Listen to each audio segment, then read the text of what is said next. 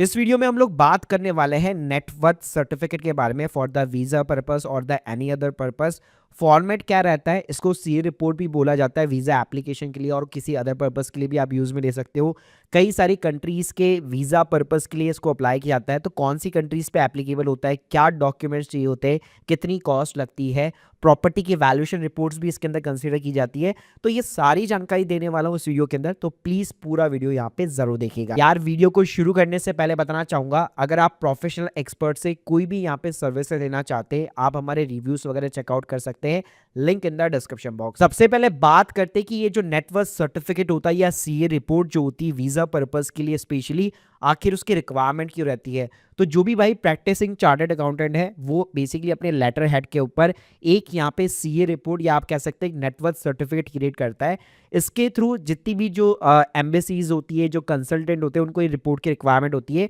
ताकि उस पर्सन की फाइनेंशियल स्टेबिलिटी को चेक किया जा सके कि भाई उसके पास में सफिशिएंट फंड्स वगैरह हैं बेसिकली उस डेस्टिनेशन कंट्री के अंदर सर्वाइव करने के लिए। तो ये चीज़ों के लिए भाई कई बार प्रॉपर्टी की वैल्यूएशन की भी यहाँ पे रिपोर्ट वगैरह चाहिए होती है। चलिए मैं आपको सीधा लाइव एग्जांपल ही दिखाता हूँ। तो गाइस आप स्क्रीन के सामने देख सकते हैं, ये एक ओरिजिनल जो है सीए का नेटवर्थ बेसिकली सर्टिफिकेट है जो कि एक वीज़ा एप्लीकेंट को यहाँ पे इशू किया गया है। तो इसके अंदर सबसे पहले जो है वीज़ा जो एप्लीकेंट होगा उनका नाम होगा, प्लस उस बंदे को यहाँ पे जो भी स्पॉन्सर कर रहे हैं उनकी एजुकेशन के लिए, जैसे कि फादर हो गए, मदर हो गए, ग्रैंड मदर हो गए, तो उन सभी का यहाँ पे नाम शामिल होगा। यानी अल्टीमेटली आपके फैमिली मेंबर्स जो भी है, यानी उस पूरी फैमिली की नेटवर्क जो है इस सर्टिफिकेट के अंदर यहाँ पे शामिल होती है। अब गाइस इसके अंदर एक असेट्स होती है, एक लाइबिलिटीज होती है। असेट्स के अंदर आपके दो पार्ट होते हैं, एक मूवेबल होता है, एक इमूवेबल प्रॉपर्टीज होती है। और जो लाइबिलिटीज़ है उसके अंदर अगर आपके कोई भी लोन वगैरह चल रहे हैं, कोई होम लोन चल रहा है या कोई भी किसी भी टाइप का पर्सनल लोन चल रहा है, तो वो सारी चीज़ें मेंशन होती है और अल्टीमेटली यहाँ पे आपकी नेटवर्थ मेंशन होती है। और जो भी अमाउंट होगा उसके इक्विवेलेंट जिस भी कंट्री के लिए आप विजिट कर रहे हैं, जैसे कि अगर ऑस्ट्रेलिया हो गया तो ऑस्ट्रेलियन डॉलर के अंदर यहाँ पे चीज़ें मेंशन होगी, कैनेडियन है तो कैनेडियन डॉलर्स के अंदर चीज़ें यहाँ पे मेंशन होती है। साथ में गाइस इस सर्टिफिकेट के अंदर चार्टर्ड अकाउंटेंट अपने यहाँ पे साइन करता है, सील भी करता है। साथ में गाइस यहाँ पे आपका एक यूआईडीएन करके जो कि एक स्पेशल रेफरेंस नंबर होता है वो मेंशन होता है। लेट्स सपोज अगर वीजा एजेंसी यहाँ पे इस सर्टिफिकेट को यहाँ पे ऑनलाइन वेरीफाई करना चाहती है तो इस यूआईडीएन की मदद नंबर की मदद से इजीली तरीके से वो लोग यहाँ पे वेरीफाई वगैरह कर सकते हैं। अब गाइस बात करते हैं कि मूवेबल असेट्स के अंदर क्या क्या चीजें शामिल होती है। तो इसके अंदर नॉर्मली आपकी जितने भी फिक्स डिपॉजिट है वो सारी चीजें यहाँ पे मेंशन होती है और सीए रिपोर्ट के अंदर ये सारी जो फिक्स डिपॉजिट है अकाउंट नंबर वाइज यहाँ पे मेंशन होती है, प्लस किस बैंक के अंदर है और इस डेट को उसका बैलेंस क्या है, ये सारी चीजें मेंशन होती है। और इन चीज़ों को यहाँ पे मेंशन करवाने के लिए आपको सीए को सारे डॉक्यूमेंट्स यानी कि एफडी की जो रिसिप्ट होती है वो प्रॉपर तरीके से यहाँ पे आपको देनी पड़ती है। तो यहाँ पे आप देख सकते हैं इंडियन पोस्ट बैंक के अंदर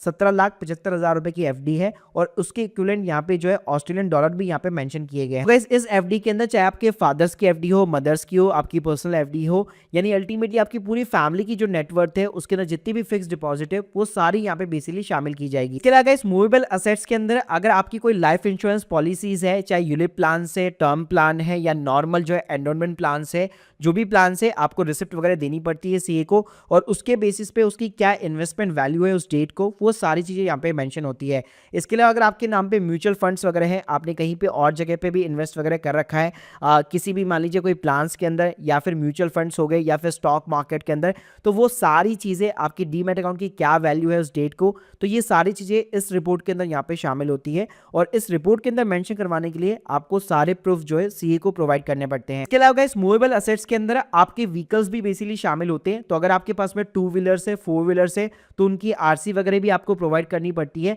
और उसकी जो भी एक अप्रोक्स वैल्यू होगी वो सिंपली तरीके से यहाँ पे सीए रिपोर्ट के अंदर शामिल होती है। इसके अलावा गाइस अगर मैं इमूवेबल असेट्स की बात करूँ तो नॉर्मली इसके अंदर आपकी सारी प्रॉपर्टीज मेंशन होगी और उस प्रॉपर्टी की क्या वैल्यू है वो सारी यहाँ पे मेंशन होती है, जिसके अंदर आप मान लीजिए एग्रीकल्चर लैंड हो गई, चाहे फिर आपका रेजिडेंशियल प्रॉपर्टी हो गया, कमर्शियल प्रॉपर्टी हो गया, उसका एड्रेस क्या है, किसके नाम पे प्रॉपर्टी है, उसकी मार्केट वैल्यू क्या है, तो ये सारी चीज़ें बेसिकली मेंशन होती है। और जनरली ये होता है कि जो प्रॉपर्टी होती है उसकी वैल्यूएशन के लिए पहले आपको एक आर्किटेक्चर से वैल्यूएशन रिपोर्ट बनवानी पड़ती है और वही वैल्यूएशन रिपोर्ट के बेसिस पे सीए अपनी रिपोर्ट के अंदर वो सारी प्रॉपर्टी की वैल्यू मेंशन करता है। और गाइस कई बार ये भी होता है कि सीए खुद भी यहाँ पे आपकी प्रॉपर्टी की वैल्यू निकालता है और वही वैल्यू जो है बेसिकली अपनी रिपोर्ट के अंदर यहाँ पे शामिल करता है। तो देखिए गाइस अगर यहाँ पे मैं सिंपली तरीके से डॉक्यूमेंट्स की बात करूँ कि क्या क्या आपको सीए को डॉक्यूमेंट्स वगैरह देने पड़ते हैं, तो अगर इमूवेबल असेट्स के अंदर कोई भी चीज अगर आप यहाँ पे मेंशन करवा रहे हैं, जैसे प्रॉपर्टी प्रॉपर्टीज़ वगैरह हो गई, चाहे शॉप हो गया, रेजिडेंशियल प्रॉपर्टी हो गई, कमर्शियल हो गई या फिर लैंड वगैरह हो गई, तो आपको आर्किटेक्चर से एक वैल्यूएशन रिपोर्ट बनवानी पड़ेगी, या सीए खुद भी यहाँ पे जो है वैल्यूएशन निकाल करके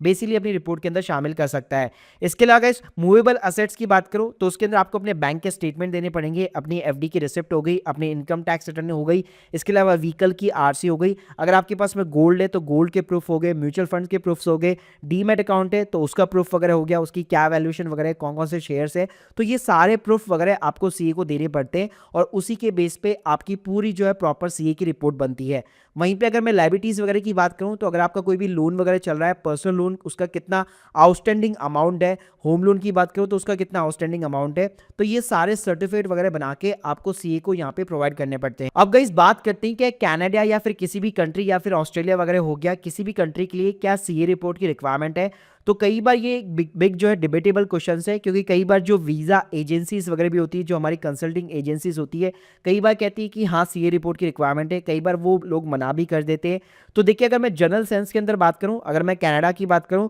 तो जो एसडीएस कैटेगरी होती है, स्टूडेंट डायरेक्ट स्ट्रीम जो होती है, वहाँ पे सीए रिपोर्ट ऑप्शनल होती है, लेकिन नॉन एसडीएस कैटेगरी के अंदर आपको सीए रिपोर्ट यहाँ पे चाहिए होती है। अदर्स कंट्री की बात करूँ तो वहाँ पे कई बार जैसे मैं बताया कि वीज़ा एजेंसी जिस भी एजेंसी को आपने हायर कर रखा है उनसे आप यहाँ पे डिस्कस वगैरह कर सकते हैं, लेकिन मैं हमेशा रिकमेंड यही करूँगा, अगर आप इतना पैसा लगा करके जो है फॉरेन की कंट्री के अंदर एजुकेशन लेने जा रहे हैं तो थोड़ा सा पैसा डेफिनेटली आपको सीए रिपोर्ट के ऊपर भी इन्वेस्ट करना चाहिए, क्योंकि अल्टीमेटली आपकी प्रोफाइल यहाँ पे स्ट्रांग बनती है, क्योंकि सीए रिपोर्ट से वीज़ा जो ऑफिसर्स है वो इजीली यहाँ पे ये अंदाज़ा लगा सकते हैं कि आपकी इतनी नेटवर्थ है और इजीली तरीके से उस कंट्री के अंदर आप अपनी जो एजुकेशन है, अपनी जो बेसिकली एक्सपेंसेस है, उसको यहाँ पे सिंपली तरीके से अफोर्ड वगैरह कर सकते हो। गाइस बात करते हैं क्या विजिटर वीज़ा के लिए भी सीए रिपोर्ट की रिक्वायरमेंट रहती है, तो जनरली ऐसी कोई रिक्वायरमेंट नहीं रहती है, लेकिन अगर आपकी वीज़ा एप्लीकेशन के अंदर कोई ऐसा रिमार्क्स यहाँ पे लगता है तो डेफिनेटली आप सीए रिपोर्ट को कंसिडर कर सकते हैं। अब गाइस बात करते हैं कि कितनी कॉस्टिंग आती है सीए रिपोर्ट को बनवाने के लिए, तो देखिए टोटली डिपेंड करता है आपकी लोकेशन के ऊपर, सीए टू सीए आपकी नेटवर्थ कितनी है, क्या आप डॉक्यूमेंट्स वगैरह सबमिट कर रहे हैं। तो अगर मैं एक एवरेज यहाँ पे कॉस्ट की बात करूँ तो 3 से 5,000 रुपए का खर्चा आता है आपका सीए रिपोर्ट और जो भी वैल्यूएशन रिपोर्ट्स होती है उसको बनवाने के अंदर। Guys hope you like this video. अगर आप भी यहाँ पे जो है अफोर्डेबल प्रोफेशनल सर्विसेज वगैरह लेना चाहते हैं, link in the description box जहाँ पे आप माइऑनलाइन को कॉन्टैक्ट कर सकते हैं। बाकी अगर आप लोग की कोई भी डाउट्स है नेटवर्क सर्टिफिकेट को लेकर या सीए रिपोर्ट्स वगैरह को लेकर, कमेंट बॉक्स के अंदर यहाँ पे जरूर बताइएगा। Thank you guys, thank you very much.